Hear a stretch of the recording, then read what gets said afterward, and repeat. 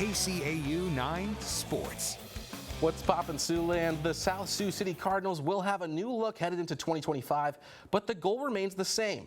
SSC is up next for two-a-days.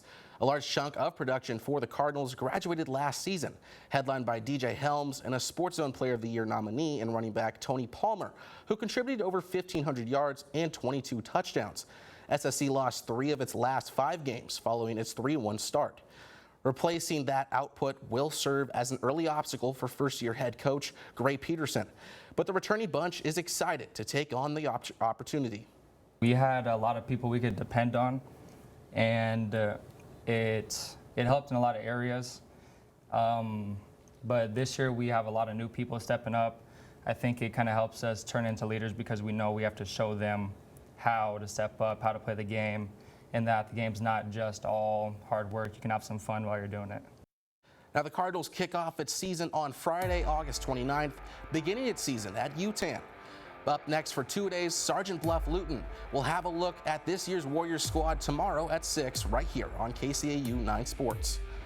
Our local GPAC football coverage continues with the Dordt Defenders squad that saw themselves on the outside looking in when it came playoff time, giving the team plenty of fire headed into the new season. The Defenders come into 2025 following an 8-2 year with its lone losses coming to nationally ranked Morningside and Northwestern. Dordt, who was picked 3rd in the conference preseason poll, looks to replenish a large senior class as well as its Stouts defense that allowed 12.2 points per game last season. The offseason has provided a fresh perspective for the group, putting an emphasis on detail and doing the little things right. You know, games are often remembered by a couple moments, but they're made up of hundreds of moments.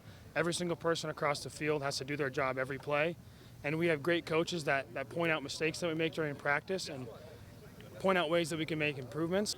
High trust culture, very efficient. We're getting good work done here. And I think for us to kind of take the next step, the next level, you know, there's an evolution that we need to take as a program from simply just doing the details right. We have to increase our game-changing, momentous type plays. Dordt hosts Dakota Wesleyan to start the season on September 6th. The Wayne State Wildcats football team continues putting the finishing touches on its preseason work as the Cats are less than 2 weeks away from its season opener, hoping to not only prove some doubters wrong, but themselves right, following a 7-4 season in 2024. The Wildcats enter the 2025 campaign with plenty of new faces, especially on offense. Longtime quarterback Nick Bone graduated, and the team is without 6 of its top 8 receivers from last season, ushering in a new era under center led by sophomore Bennett Dannenbring. The wide receiver room is full of prospective players looking to take the next step, including Galen Catholic alum Keaton Bonderson. For as many newcomers on offense, the Wildcats have vets on defense. Defensive lineman Carter Sitzman, who was named the preseason South Division Defensive Player of the Year, led the NSIC with 15.5 tackles for losses in 2024. Filling into production may be a tall task, but it's one the Cats are up for. The biggest takeaway for us was 7-4 was pretty disappointing.